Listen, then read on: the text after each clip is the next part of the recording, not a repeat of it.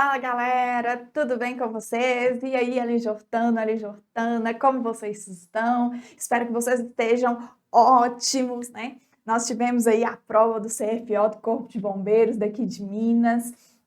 Espero que todos vocês tenham conseguido ir muito bem aí na prova de literatura brasileira, tá? Para quem não me conhece ainda, eu sou a professora Deise Lorena. Já aproveita e segue lá no Instagram, professora Deise Lorena, tá? Para a gente conversar um pouco, trocar uma ideia. E hoje eu estou aqui para trazer para vocês a resolução da prova de literatura brasileira. Essa prova aí, né, galera, do CFO. Foi uma prova, assim, que exigiu um pouco de vocês, claro, a prova estava em um nível, né, que a gente vai considerar aí um nível mediano, né, galera? A prova não estava difícil demais para a gente falar assim, nossa, que prova impossível, que prova absurda, né?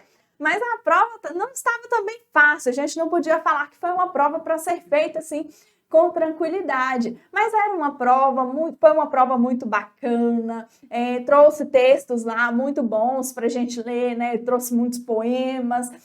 Eu particularmente gostei muito do nível da prova, do que essa prova do CFO estava exigindo dos alunos, né? A questão da interpretação dos poemas, de identificar as características de movimentos literários. Teve questão aí que caiu até mesmo sobre a questão, né, dos versos métricas, né, vai falar aí dos versos brancos. Então, assim, foi uma prova muito bacana, gostei muito, achei, assim, que atendeu, né, ao que nós estávamos esperando, né, conseguiu ali exigir um pouco de vocês. E, assim, não precisa desesperar, né? Então, nós podemos ir aí com calma. Vou mostrar aqui para vocês a resolução dessa prova, explicar, fazer uma análise aqui, né, dos poemas que foram trazidos aí na prova para vocês. E espero que vocês tenham ido bem ao longo da preparação de vocês. Tenho certeza que vocês deram uma atenção aí para o estudo da literatura brasileira, que é muito importante. Então, assim, nós vamos ver aqui que a prova, apesar de ter exigido de vocês, também não estava aquela coisa muito impossível, né? Foi um nível aí que a gente pode considerar relativamente tranquilo, tá? Levando-se em conta aí uma prova para oficial, tá? Então, vamos lá, galera. Vamos para a nossa questão aqui de número 1. A questão de número 1 já veio trazendo, né, um poema maravilhoso, galera. Sou apaixonada por esse poema. Acho um poema lindo, lindo, lindo, né? Do nosso querido Vinícius de Moraes, que é o Soneto da Separação. Então, vamos lá, questão de número 46. Leia o soneto a seguir. Soneto da Separação. De repente, do riso fez-se o pranto, silencioso e branco como a bruma, e das bocas unidas fez-se a espuma, e das mãos espalmadas fez-se o espanto. De repente, da calma fez-se o vento, que dos olhos desfez a última chama, e da paixão fez-se o pressentimento, e do momento imóvel fez-se o drama. De repente, não mais que de repente, fez-se de triste o que se fez amante, e de sozinho o que se fez contente. Fez-se do amigo próximo o distante. Fez da vida uma aventura errante. De repente, não mais que de repente. Galera, esse poema é maravilhoso. Eu sou apaixonada por esse soneto da separação aí. Um poema lindo, bacana, né? O que esse poema traz pra gente aqui? Esse poema traz aquela representação do amor, né? Essa representação do amor como um sentimento poderoso, aquele sentimento fugaz, né? Essa ideia central aí desse soneto de separação traz aí uma figura de linguagem extremamente marcante, né? Que vai ser a antítese. O que é a antítese? A antítese é quando eu trabalho ali com aqueles termos de ideias contrárias, né? Claro, azul, calmo, bravo, né? Então, eu preciso, são termos, né, contrários, que trazem a ideia contrária entre si, e esse poema aí, esse soneto do Vinícius de Moraes, vai trabalhar muito com essa antítese. E por que trabalhar com essa antítese aí nesse soneto da separação, né? Por que trabalhar aí, né, com essa questão, né, de calma, vento, paixão, pressentimento, né, de repente, não mais que de repente, fez-se triste, o que se fez amante, de sozinho, o que se fez contente. Então eu tenho aqui, ó, o triste e o contente, né, amante e sozinho. Por que trabalhar com essa questão da antítese? Né? Porque essas antíteses vão mostrar o impacto de uma perda amorosa na vida das pessoas, né? O que esse soneto trazendo? Justamente esse impacto, né? Esse impacto que causa dor, que causa tristeza, que causa ali uma angústia, né? A gente tem aí no poema a representação da tragédia, né? Que tragédia seria essa? Essa tragédia de perder o amor, né? Nós não estamos preparados para perder aquela pessoa, as pessoas que a gente ama. Então aí provoca um certo espanto, né? Quando a gente lida com isso. E aí a gente tem, né, um relacionamento que às vezes acontece ali em vamos dizer, em um breve instante, né? Quando ele fala de repente, não mais que de repente. Então, assim, tava tudo muito bom e de repente, em um instante, tudo se foi. E aí, por isso que ele vai trabalhar com essa ideia aí das ideias contrárias, né? Das antíteses, tá?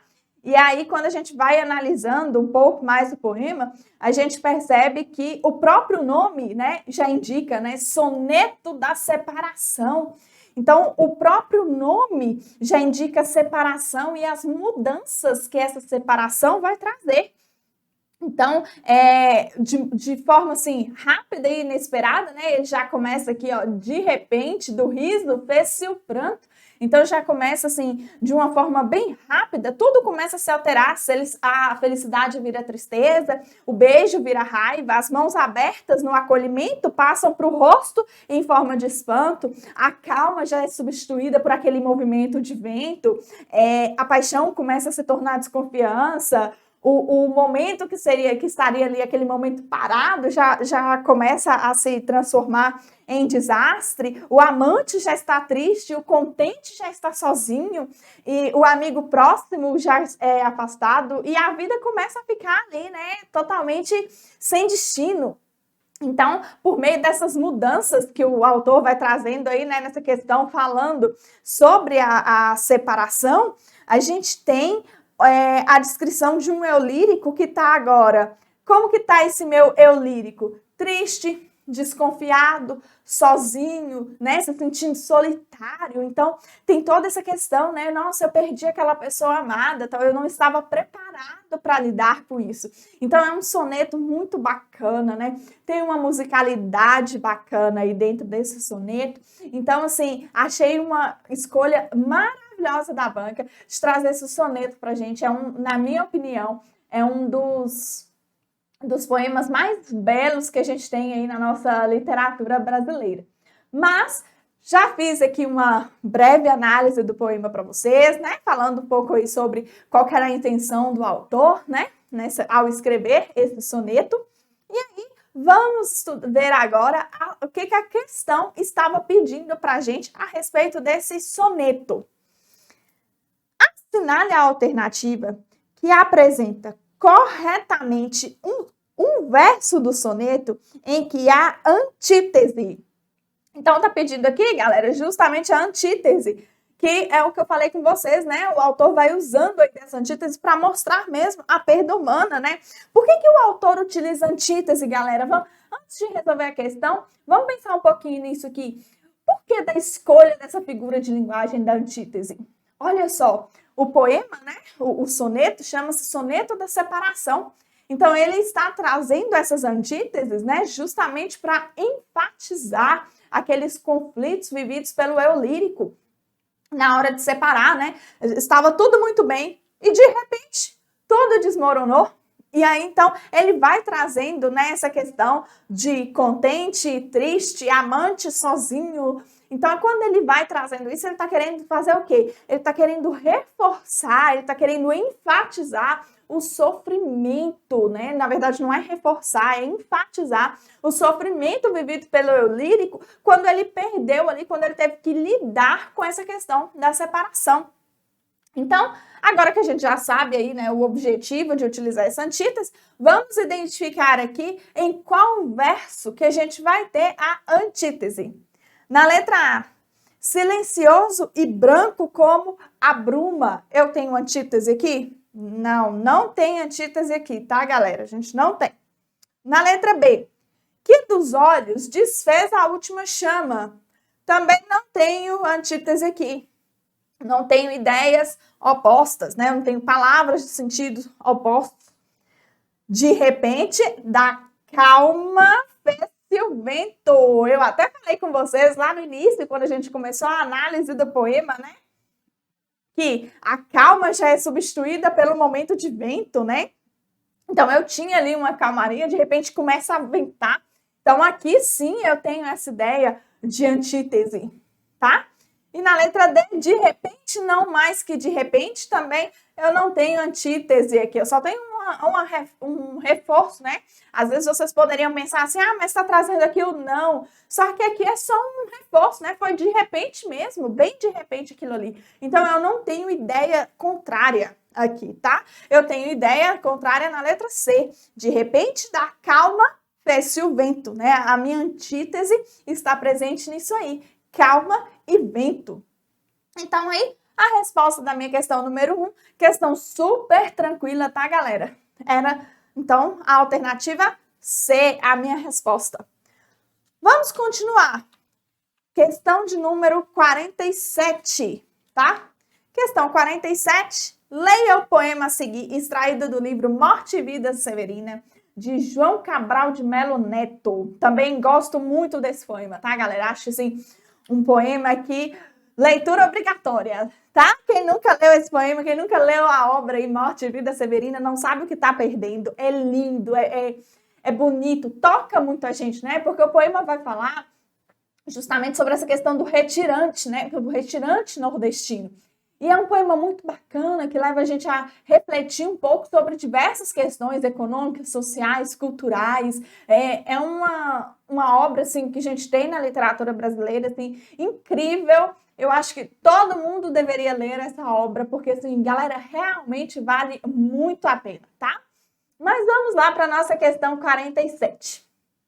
Questão 47, o poema. O retirante resolve apressar os passos para chegar logo ao Recife.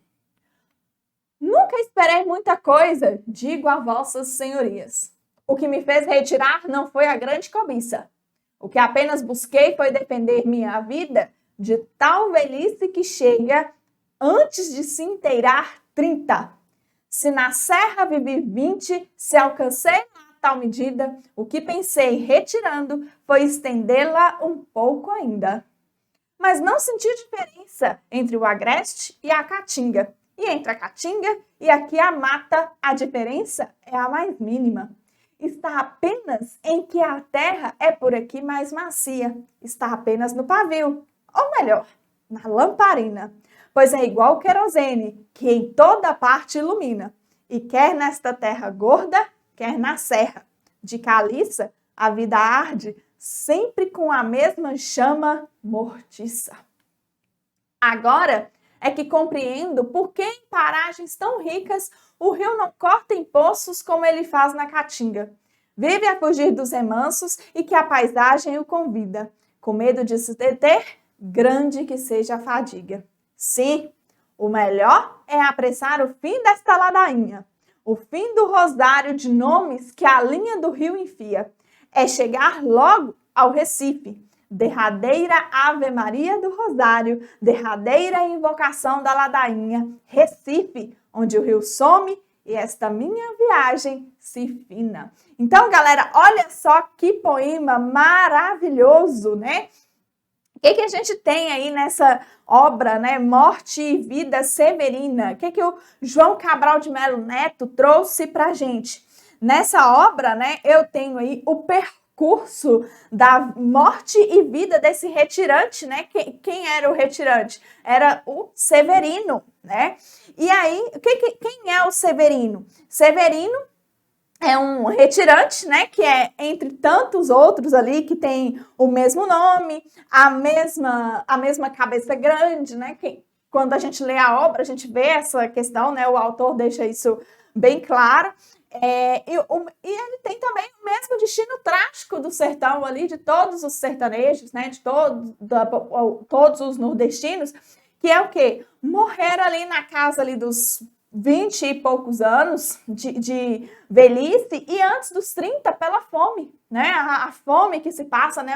É um pouco de fome, um pouco mais de fome a cada dia. Então, essa obra de João Cabral vem trazendo exatamente isso, né? Essa busca aí do nordestino, né? Esse retirante, o Severino, que em busca de tentar talvez ali uma melhor condição de vida, né? Já que no sertão tem que lidar com tantos problemas, como a seca, a fome, né? E aí ele busca essa nova expectativa de vida justamente onde? Ele vai buscar essa expectativa no litoral, né? Então, assim, aquela coisa de eu estou vivendo na seca e eu vou buscar o litoral para eu sair aí dessa seca. Então, o poema, inclusive, ele é dividido em duas partes, né? Quando a gente pega o poema, a gente vê que ele é dividido em duas partes.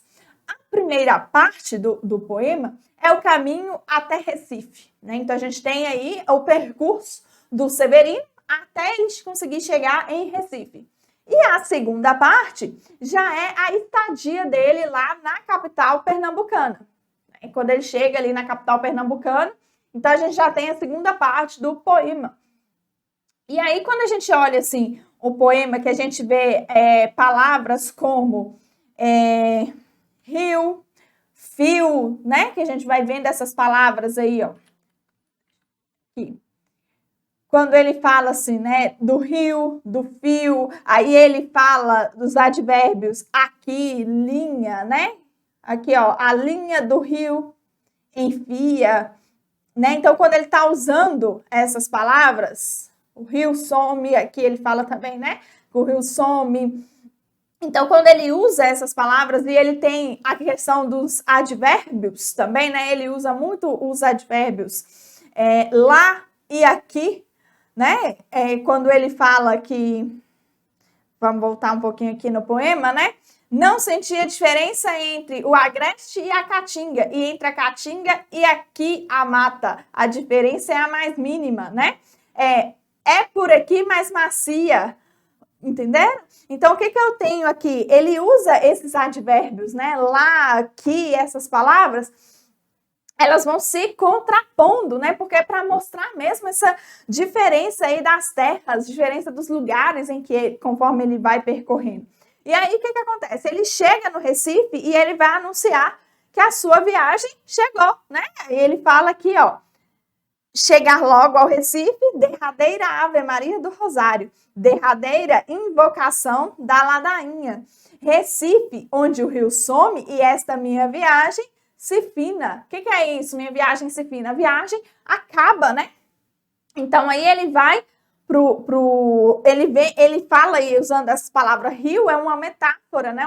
Que ele está querendo dizer o quê? Que assim como o rio vai em busca do mar, ele também vai a Recife, porque para ele, Recife é a porta pela qual os nordestinos, né, os grandes retirantes, vão deixar ali a sua região em busca de condições de vida melhores, né? Em busca de condições para eles saírem daquele estado ali de fome, né, da seca nordestina. Então, vamos ver aqui agora o que a questão estava pedindo para a gente. Sobre os versos, é incorreto afirmar que... Incorreto, tá, galera? Vamos ver aqui o que está incorreto. Letra A. O retirante se dirige aos leitores, dizendo, como se estivesse desfiando uma ladainha, quais são suas pretensões ao se retirar.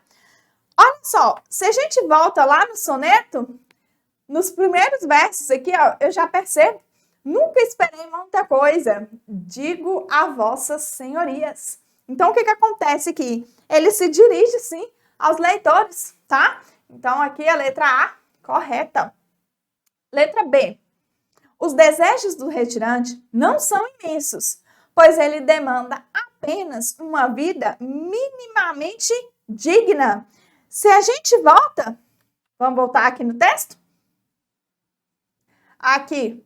O que apenas não foi a grande cobiça, ó, o que me fez retirar não foi a grande cobiça. O que apenas busquei foi defender minha vida de tal velhice que chega antes de se inteirar 30. Se na serra vivi 20, se alcancei lá a tal medida, o que pensei retirando foi estendê-la um pouco ainda. Então, o que o eu lírico aqui ele está caçando? Ele não está caçando riquezas, nada de imenso. Ele só procura o quê? Condições mínimas de vida, né? O mínimo de dignidade para ele viver. Então, aí a nossa letra B está correta. Letra C. Nos versos, e quer nesta terra gorda, quer na serra de caliça, a vida arde sempre, com a mesma chama mortiça. O retirante nos diz da efemeridade da vida humana, o que promove no poema uma crítica social e também uma reflexão existencial. Galera, certíssimo! Qual que é a intenção desse poema aqui, Morte e Vida Severina? Eu falei com vocês no início, né? Antes de ler a questão que eu falei um pouco sobre a obra, é exatamente isso, né? Nos leva a refletir aqui, mostra, né, essa questão de que a vida arde com a mesma chama mortiça, né? Não importa onde a gente esteja, a vida é efêmera, a vida passa rápido.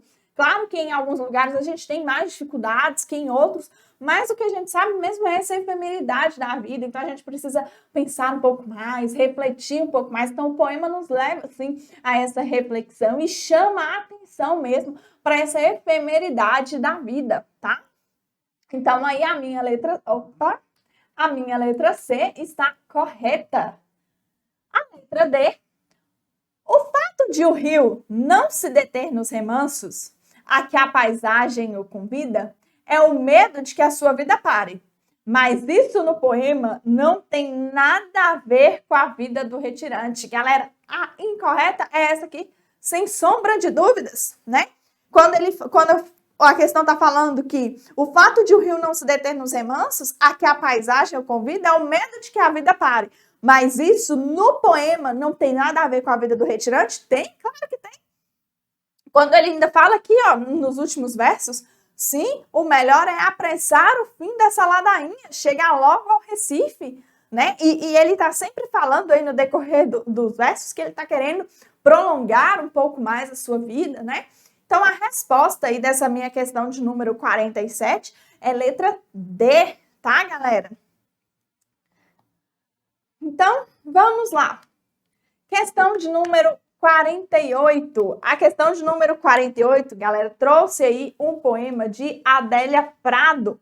Um poema que eu também gosto muito, tá? Adélia Prado aí é uma fabulosa poetisa, né? E nesse poema, ela vai representar uma expressão de saudade e a busca aí de novos ares, de novos horizontes na questão dos costumes e dos sentimentos humanos que ali ao cuidado dos olhares, né? Vamos ler o poema aqui para vocês entenderem melhor.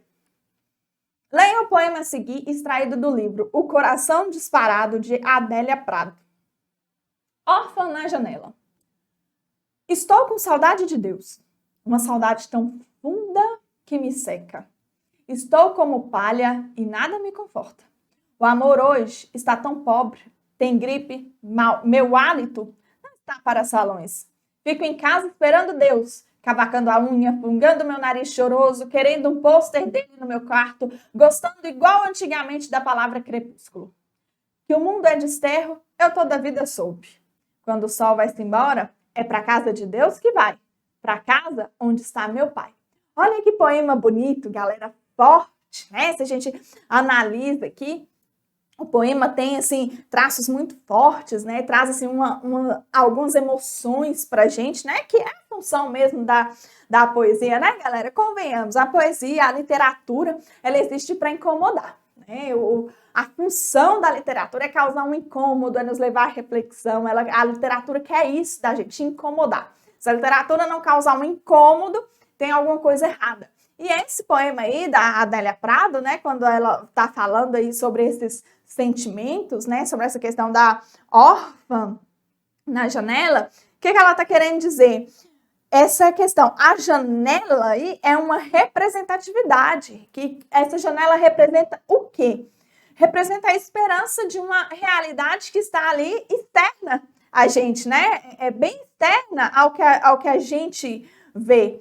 E aí essa mesma janela que protege, também é a mesma janela que é ameaçada.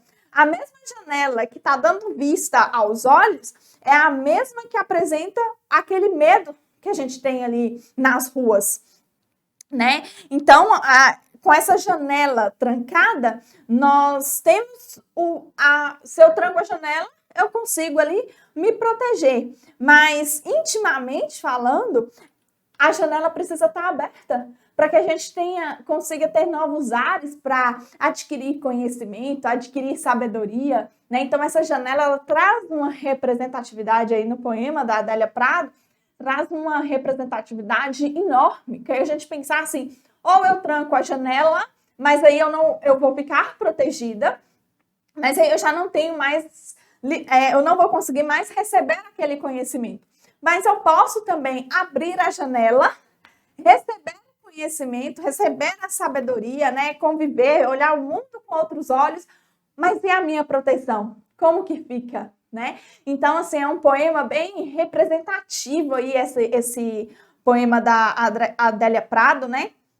E aí, o que ela vai fazer? A eulírica chorosa, né? Quando ela traz aí essa eulírica chorosa que fala da saudade, né? Que fala que o mundo é desterro. Então, assim, é uma eulírica aqui, ó, fungando o meu nariz choroso. Então, eu tenho a presença aí desse choro da eulírica, né? Exatamente porque vive esse estar na janela, né? A órfã na janela, ela vive esse estado de inatividade, né? Drummond também, se a gente lembrar, né, daquele poema lá de Sete Faces do Drummond, que falava, né, que todo mundo conhece, tinha uma pedra no meio do caminho tinha uma pedra. O Drummond também traz essa questão das janelas, né, observadas. Então, a gente, aqui no poema da Adélia Prado, tem essa questão de esperar por Deus, né? Vejam que logo no primeiro verso, ela já fala, estou com saudade de Deus. Então, o que ela está fazendo? Ela fala, né? Quando o sol vai-se embora, é para a casa de Deus que vai, para a casa onde está meu pai. Então, ela traz aí um gosto, né? Ainda que seja involuntário, né? De certa forma, mas de ficar esperando. Fico em casa esperando Deus. Então, ela está ali esperando. E a gente percebe também uma ansiedade que vai crescendo aqui na eulírica, né? Que o que acontece? Ela está em casa esperando, mas a ansiedade aos poucos vai crescendo. Fico em casa esperando Deus, cavacando a unha, fungando meu nariz choroso, querendo um pôster dele no meu quarto, gostando igual antigamente da palavra crepúsculo. Então a gente percebe aí que a ansiedade dela vai se aumentando, né? Vai ficando, ela vai lá cavacando as unhas, quer o pôster no quarto dela. E aí a gente percebe que tipo de saudade é esta, né? Que é essa espera de vinda, e não a espera da volta, é a espera da vinda mesmo, né? E dá a ideia do amor ali com qualidades de pobreza, de perca de saúde, né? Porque a eulírica está ali falando, né? Uma saudade tão funda que me seca. O amor hoje está pobre, né? Tem gripe. Meu hálito não está para salões. Então, ela fala, né? Dessa questão, quando ela fala do pôster, né? Que ela sente a falta também de ter um retrato dele no quarto. E aí a gente pode pensar também se talvez esse quarto não seria o mesmo quarto que está essa janela na qual ela fica ali, né? Esperando. Então, assim, quando a gente pensa no título, né, uma órfã na janela, se eu olhar aqui, órfã na janela, o que é a órfã? A órfã é quem perdeu alguém, né? Então, aí, quando eu tenho o estado de saudade, vai ter muito a ver com essa imagem trazida aí no próprio título do poema, né? Que é uma falta de ação, de interioridade, um olhar olhando sem sair de sua... É aquele olhar olhando, né? Vamos ser redundantes aqui. olhando sem sair de sua real condição, a real condição dela de órfã, né? De quem perdeu alguém. E aí a saudade começa também a ter traços humanos, ter um corpo, o corpo metafísico, né? A metafísica aqui da questão da alma, e tem pretensões aí que a gente pode dizer na duração do dia. Então, o que esse poema dá a entender? Dá a entender que o sentimento de contentamento dela, quando a gente vai lendo o poema, né? Ela começa a se contentar lá no final, aí que ela até fala, né? Que o mundo é desterro, eu toda a vida soube. Então, ela já começa ali a se contentar. Aí ela fala, né, que quando o sol vai-se embora, aí a gente tem essa figura aí do pôr do sol, aí a gente pensa, né, que por que ela traz isso? Porque ela tinha uma luz ali que refletia na janela dela, que é essa questão da compreensão, do estar no lugar do outro, e aí, de repente, o sol também se põe.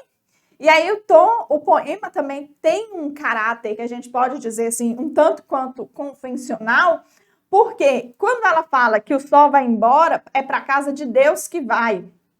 Para a casa onde está meu pai, quando ela fala isso, a gente tem que, ela parece encontrar uma redenção ali na consumação do dia. Então o dia acabou, ela também encontra sua redenção. E aí quando o sol se esconde, o que acontece? O sol também deixa uma saudade. E aí, essa saudade é da casa de Deus, que ela olha e começa o dia e o vê voltar também. E aí, na hora que o sol se põe, apesar de ela às vezes ficar ali sozinha, né, se sentir ainda mais órfã, ela encontra o consolo, a redenção de saber o quê? Que ele volta para a casa do pai, para a casa onde está o meu pai. Então é um poema bem representativo, bem forte, galera, esse poema aí da questão 48, da Adélia Prado, poema que eu também gosto muito, né? E aí, feita assim a nossa breve análise aqui desse poema, vamos ver o que a questão estava pedindo pra gente. Sobre o texto, é incorreto afirmar que. Então, olha, tá pedindo incorreto. Letra A. Sentir-se como palha é ter a sensação de leveza, de dádiva divina. Trata-se de um estado em que o sujeito se encontra prestes a voar para Deus. Olha só, vamos voltar lá no poema? Estou como palha e nada me conforta. Quando ela está falando aqui que ela está como palha e nada a conforta, tem essa sensação de leveza? Pelo contrário, galera, eu tenho um pesar, né? Nada me conforta. Então a gente vê aí que é um meu lírico angustiado, né? Triste. Então eu não tenho essa leveza, né? O sujeito prestes a voar de forma nenhuma. Então a minha resposta é letra A. Na letra B, cavacar a unha e fungar o nariz choroso conotam, respectivamente, um estado de impaciência e sentimentalismo por parte do sujeito feminino. Perfeito, galera, certinho. Quando a gente estava fazendo a análise aqui, eu falei com vocês, né? O que está acontecendo aqui? Fico em casa esperando Deus, cavacando a unha, fungando meu nariz choroso, querendo um pôster dele no meu quarto. O que está acontecendo aqui? Tenho essa crescente ansiedade, a ansiedade dela vai crescendo, essa impaciência, né? O estado de impaciência, ficar ali mexendo na unha, roendo as unhas, né? Cavacando a unha.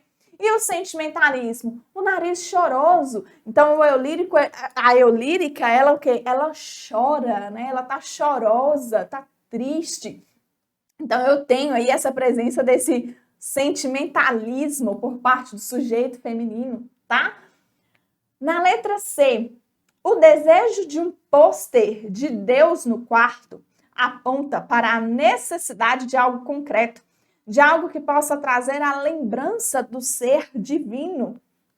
Certíssimo também, galera. Olha, quando ela fala lá, né, querendo um pôster dele no meu quarto.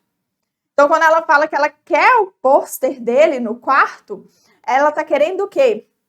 Ela está querendo algo concreto, né? algo que ela possa pelo menos se lembrar daquilo ali. Ela é uma órfã, né? O poema fala, né?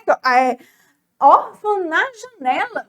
Então, o que ela quer? Ela quer algo concreto, algo a que ela possa ali se apegar, né, para ela poder lidar com aquela falta que ela está sentindo, com aquelas questões que ela está tendo ali, os sentimentos dela. Então, ela está precisando disso, né? E na letra D, em todo o poema predominam versos brancos. O que são versos brancos, galera? Não tem rima. Tá? Então, versos brancos são aqueles versos que não têm rima, eles não estão preocupados com a rima. Os versos brancos podem estar preocupados com a métrica, mas não necessariamente com a rima, né? A métrica lá, os versos talvez tendo a mesma quantidade de sílabas, né? Mas a questão da rima, se eles não têm rima, eles são chamados de versos brancos, né? Então, a questão aí está falando que em todo o poema predominam os versos brancos, à exceção dos dois últimos.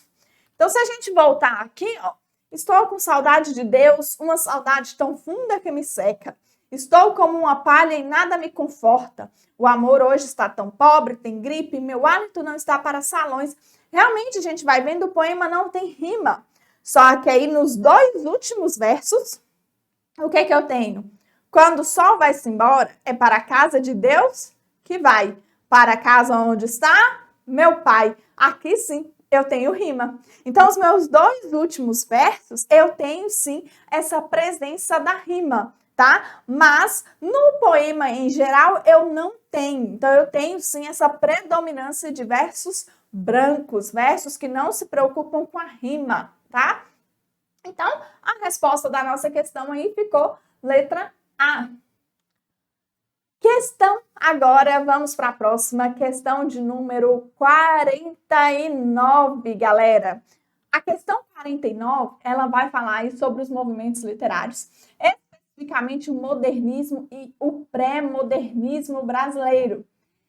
E aí, a gente precisa lembrar lá, né, das características do nosso pré-modernismo, do modernismo brasileiro, e aí nós vamos analisar essas alternativas aqui.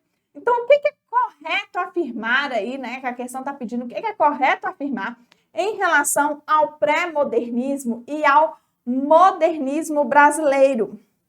Vamos lembrar, gente, que o que aconteceu? O pré-modernismo brasileiro, ele foi um movimento marcado por uma intensa movimentação literária, né? Então, houve aí uma intensa movimentação que vai marcar aí justamente o quê? Vai marcar essa transição. A gente estava ali no simbolismo, né? A gente estava no simbolismo, e aí eu voltei essa transição de simbolismo para modernismo. E esse espaço de tempo aí nessa transição é o que a gente vai chamar de pré-modernismo. Então, esse pré-modernismo, ele vai estar caracterizado ali pelas produções que vão desde o início do século, né? O início do século XX ali, até a Semana da Arte Moderna, que foi a marca do modernismo, que foi em 1922, né? Então, nós vamos ter aí essa marca da Semana da Arte Moderna ali em 1922, que vai iniciar o modernismo. Então, desde o início do século até essa Semana da Arte Moderna, nós vamos ter essa transição. E essa transição aí é o que é chamado de pré-modernismo, né? Vamos ter alguns estudiosos, inclusive, que eles vão falar que esse pré-modernismo, ele não pode nem ser considerado, assim, uma escola literária, né? Porque essa época, como estava em período de transição, nós tivemos uma movimentação literária muito grande. Então, foram muitas manifestações artísticas diferentes. Era como se, assim, se a gente não tivesse um padrão, né? E aí, o que acontece? A gente vai ter ali características que não são realistas, características que vão chamar de neossimbolistas, características neoparnasianas, vai estar uma mistura. Então, por isso que alguns estudiosos vão até falar que esse pré-modernismo não pode ser considerado como uma escola literária, né? E aí, quais são, então, as grandes características que a gente tem ali no pré-modernismo? Nós vamos ter a ruptura com o academicismo, né? Vamos ter ruptura com a linguagem parnasiana, né? Com aquele passado. Nós vamos ter uma linguagem mais simples, né? Aquela linguagem mais rebuscada que a gente tinha ali nos textos realistas, simbolistas, ela vai sair um pouco disso. A gente vai lidar agora com uma maior exposição da realidade brasileira. A gente vai lidar com características como o regionalismo e o nacionalismo mesmo. A gente tem ali a marginalidade dos personagens, então nós vamos encontrar textos ali com sertanejo, o caipira, os mulatos, tá? Então nós vamos ter isso. E assim, qual que é o contexto histórico quando a gente pensa assim no pré-modernismo? Em qual contexto histórico que nós estamos vivendo aqui? Nós estamos no início do século XX e o Brasil estava passando ali por uma fase de mudanças, né? Então, a gente vai ter ali a transição da República da Espada, né, para a República Velha. Então, o Brasil também está vivendo ali, né, essa transição, e aí nós vamos ter a famosa República do Café com Leite, que ela vai estar se fortalecendo ali, né? O poder vai estar concentrado ali nas mãos das oligarquias mineiras e paulistas, né? A famosa República do Café com Leite que nós tivemos. E aí, além dessa república do café com leite, vão surgindo aí também nesse contexto do pré-modernismo várias revoltas. A gente teve aí nessa época a revolta da chibata, a revolta da armada, a revolta da vacina. Então, o Brasil também está em um momento um tanto quanto conturbado, e isso vai refletir, né, nesse movimento pré-modernista. E aí nós vamos ter alguns autores que vão se destacar, né, que inclusive aí na própria questão vem trazendo muito desses autores, né? Nós vamos ter Graça Aranha, Monteiro Lobato, Lima Barreto, Euclides da Cunha, são autores assim que se destacaram aí nesse movimento pré-modernista. E vamos ter um grande poeta que surge nessa época aí também, que é o famoso poeta Augusto dos Anjos, tá? E são o modernismo. Nós falamos aqui agora, né, do pré-modernismo. Aí estamos na transição. Chegamos na Semana da Arte Moderna, 1922. Começou o modernismo brasileiro. E aí, o que a gente tem agora nesse modernismo? O modernismo brasileiro, galera, vai ser um movimento muito bacana e ele vai se manifestar em várias artes, vão ser diversas manifestações artísticas. Não só, assim, a questão das obras literárias, mas a gente vai ter escultura, pintura, dança, música, arquitetura, tudo. Vai se refletir em absolutamente tudo, assim, o movimento modernista. E aí, aqui no Brasil, claramente, o maior destaque, né, do modernismo vai ser mesmo a produção literária. E aí, essa produção literária, o que ela vai fazer? Ela começa a questionar aqueles movimentos ali do passado e rompe com algumas tradições, né, que nós tínhamos. Se a gente lembrar aqui os movimentos simbolistas, o realismo, naturalismo, o romantismo, eram movimentos muito engessados por vezes, né, muito tradicionalistas. E o modernismo ele vem para quebrar um pouco essa questão, né? E aí o modernismo ele vai chegar aí no Brasil, né, nessa Semana da Arte Moderna, em 1922, e ele vem impulsionado por esse contexto conturbado que nós tínhamos ali, essa oligarquia mineira e paulista detentora essas oligarquias, né, detentoras do poder, esse período de muita revolta no Brasil. Então aí vem os artistas daquela época, né, os literatos daquela época, começam a pensar em uma nova maneira de fazer ali a literatura, de uma nova maneira de produzir a arte. Por quê? Porque vai começar a ter uma valorização do pensamento crítico. Porque, vejam, nós estamos num momento de bagunça, né? Nós estamos num momento de incerteza, cheio de revoltas acontecendo. Então, agora eu preciso começar a analisar isso com mais criticidade. E qual a melhor forma de eu fazer isso? Através de Aí a gente vai ter, né, um cenário que, além dessa bagunça, mas a gente também tem um desenvolvimento. A gente vai ter desenvolvimento de indústrias, o aprofundamento do sistema capitalista. E com isso, claramente, começa até o quê? Um aumento na desigualdade social.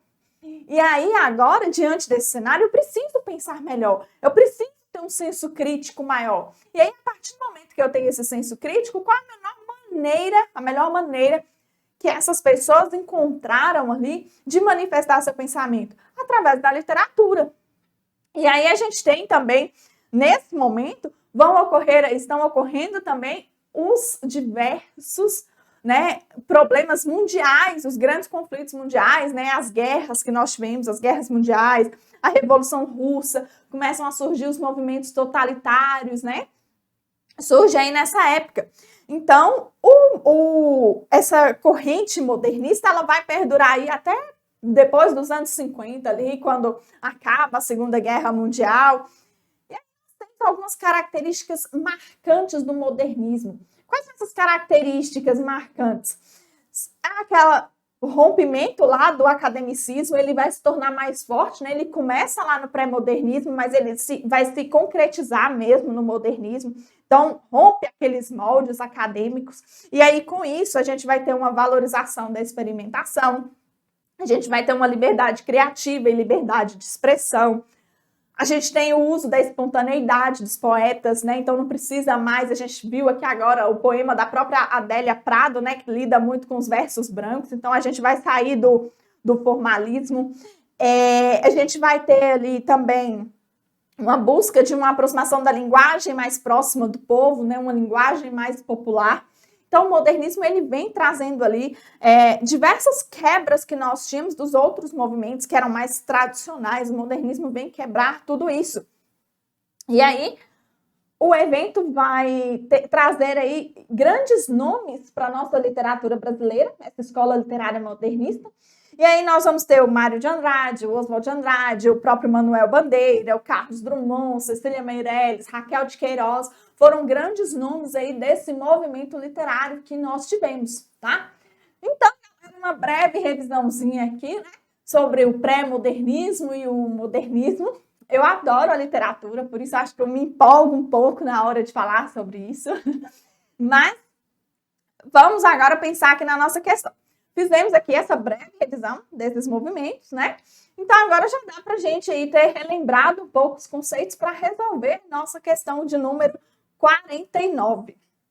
Aí, na letra A, fala assim: Monteiro Lobato é o escritor pré-modernista que mais avançou em sua época no que diz respeito ao uso de um português mais coloquial. Galera, olha só, a gente tem essa questão pré-modernista mesmo, de buscar essa linguagem mais coloquial. Só que Monteiro Lobato era um escritor mais conservador. Ele era um dos nomes mais conservadores que nós tínhamos ali, né? Se a gente pegar as obras de Monteiro Lobato, vocês vão perceber que ele prezava, sim, por um português, por uma linguagem um pouco mais formal. Aí vamos para a letra B. Augusto dos Anjos utilizou um vocabulário científico em sua poesia para deificar a ciência de modo positivista. O que é deificar, galera? O que é deificar? Muitos de vocês talvez ficaram em dúvida na prova por causa dessa palavra.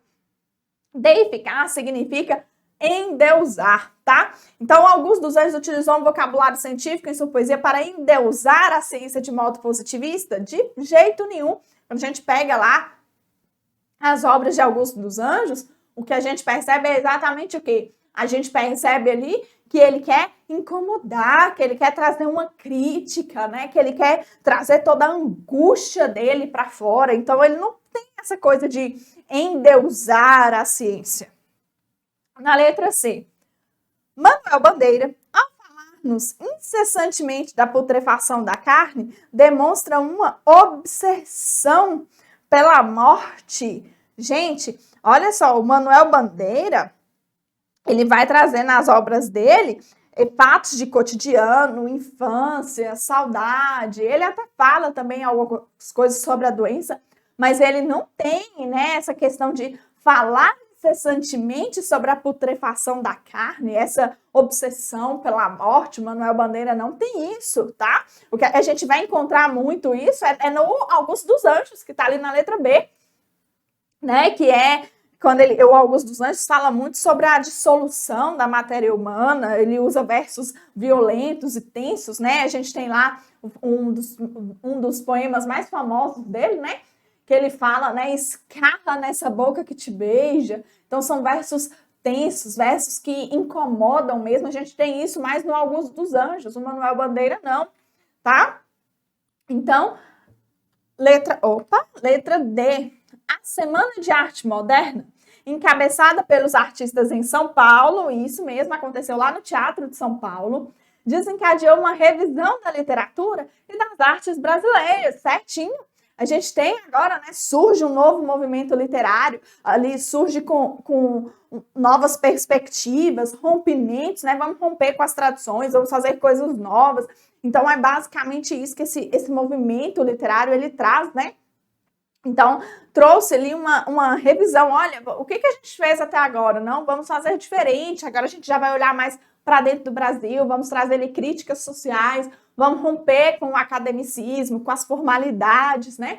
Então, a resposta aí da minha questão de número 2 ficou letra D, de dado, né? Que é o que é correto de se afirmar. E aí, vamos para a nossa última questão, galera. Questão de número 50. Questão de número 50, mais um texto aqui. Um texto de Drummond de Andrade, né? Então, trouxe aí mais um texto. E aí é um texto do nosso querido Carlos Drummond de Andrade. E aí esse texto do Drummond retoma a Canção do Exílio de Gonçalves Dias, né? Todo mundo conhece aí a famosa Canção do Exílio. Minha terra tem palmeiras onde canta o sabiá, as aves que aqui gorjeiam não gorjeiam como lá. Um poema maravilhoso aí do Gonçalves Dias, né, que deixa claro assim todo esse amor à pátria, né, essa questão da saudade da pátria também ali presente nas poesias do Gonçalves Dias. E aí esse texto do Carlos Drummond de Andrade, ele está retomando aí essa Canção do Exílio, né? E tanto é que o próprio nome do poema, né, chama Nova Canção do Exílio. Então vamos ver aqui como que o Drummond escreveu esse poema. Nova Canção do Exílio. A José Monteiro, um sabiá na palmeira longe. Estas aves cantam um outro canto. O céu cintila sobre flores úmidas. Vozes na mata e o maior amor. Só na noite seria feliz. Um sabiá na palmeira, longe, onde é tudo belo e fantástico. Só na noite seria feliz. Um sabiá na palmeira, longe. Ainda um grito de vida e voltar para onde é tudo belo e fantástico. A palmeira, o sabiá, o longe. Olha que poema bonito também, né, galera? Fazendo essa grande referência aí a essa poesia maravilhosa que marcou aí a literatura, né? Que é esse poema de Gonçalves Dias. E aí, o que a gente tem aí na questão de número 50? A questão de número 50, galera, foi uma questão assim super tranquila, né? É correto afirmar que Carlos Drummond de Andrade retoma o conhecido texto de Gonçalves Dias pelo viés da... Então, o que eu preciso pensar? Como que foi essa retomada? Como que ele fez para construir esse texto? Aí vai estar falando de citação, paródia, paráfrase, tradução. São as formas que eu tenho ali, né, de produzir o que a gente chama de intertextualidade, né? São os tipos de intertextualidade. Então, vamos ver. Vamos analisar aqui nossas alternativas. Letra A. Citação, pois transcreve literalmente as palavras do poeta do romantismo brasileiro, reproduzindo cada verso do poema que lhe serve de modelo. De forma nenhuma, galera, ele reescreve o poema, mas ele não traz ali literalmente as palavras do poeta do romantismo brasileiro, né? O que a gente tem aqui é uma canção que lembra pela construção, né, por alguns termos que ele usa, mas eu não tenho uma transcrição literal. Letra B, paródia, pois já não apresenta mais o tom idealizador em relação à terra cantada, o que se verifica, por exemplo, em versos como estas aves cantam, um outro canto e só na noite seria feliz. Porque quando a gente analisa lá o poema do Gonçalves Dias, né, O que o Gonçalves Dias fala no poema dele? Vamos lembrar lá da canção do exílio.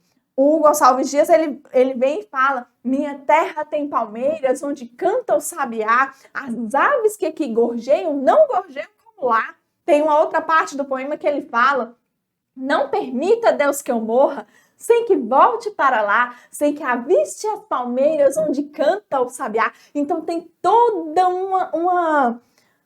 uma idealização, né? Ele fala em cismar sozinho à noite, mais prazer encontrou lá, minha terra tem palmeiras, onde canta o sabiá. Olha que coisa bonita, né? Essa idealização da pátria, esse amor à pátria que o Gonçalves Dias traz ali, que foi uma característica marcante do romantismo, né?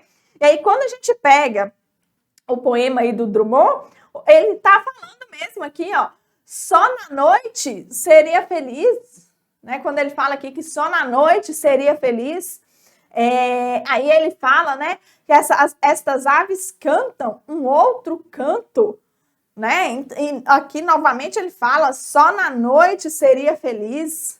Então, a gente tem esse rompimento, né, desse tom idealizador. Então, a resposta, letra B, sim, estamos diante de uma paródia. Vamos analisar as outras. Letra C, paráfrase, pelo fato de reproduzir o mesmo tom de saudade e idealização presente no poema do autor romântico. Acabamos de falar sobre isso aqui, né, galera? Então, já não pode ser, eu não tenho essa idealização, eu não tenho esse tom de saudade, né? E na letra D, tradução. Uma vez que o autor itabirano, quem é o itabirano? Drummond é de Itabira, né? Traduziu o poema do autor romântico que foi escrito em alemão. Gonçalves Dias era brasileiro, nunca escreveu em alemão, né? Esse poema, a canção do exílio de Gonçalves Dias, é um poema brasileiro, galera. Então não teve essa coisa de tradução. Então, por isso, nossa resposta aí na questão ficou a letra B, tá? Galera, gabarito aqui das nossas questões, né? Questão 46C, 47D, 48A, 49D e 50B. Lembrando, galera, que para a resolução aqui, ó, da nossa aula, eu utilizei a prova tipo A, tá? Então, procurem aí na prova de vocês as questões equivalentes, tá? Pessoal, mais uma vez, foi um prazer estar com vocês, foi muito bom, espero que a aula tenha sido muito proveitosa, vocês tenham ido muito bem aí na prova de literatura brasileira, que tenham conseguido aprender um pouco aqui, né, com essas questões aí que eu fiz umas revisões, algumas análises dos poemas. Acho que vocês vão conseguir perceber que eu me empolguei um pouco ao falar da literatura, porque realmente a literatura para mim, é minha paixão nessa vida. E fico muito feliz assim, de poder estar aqui compartilhando a resolução dessa prova com vocês. Estou na torcida, espero que vocês tenham ido muito bem, tá? Se caso não tiverem ido, não desanimem, o caminho é esse mesmo, mas sua vez vai chegar e a gente espera que chegue o mais rápido possível, tomara que seja agora, né? Então, estou aguardando vocês lá no Instagram, @professora Deise Lorena, se quiserem pra gente conversar, trocar uma ideia, tá? Não esqueçam também de seguir os canais do LJ, seguir lá a gente também, @LJ Aulas Online no Instagram, tá? E bons estudos aí, galera. Sucesso para vocês. Tchau, tchau.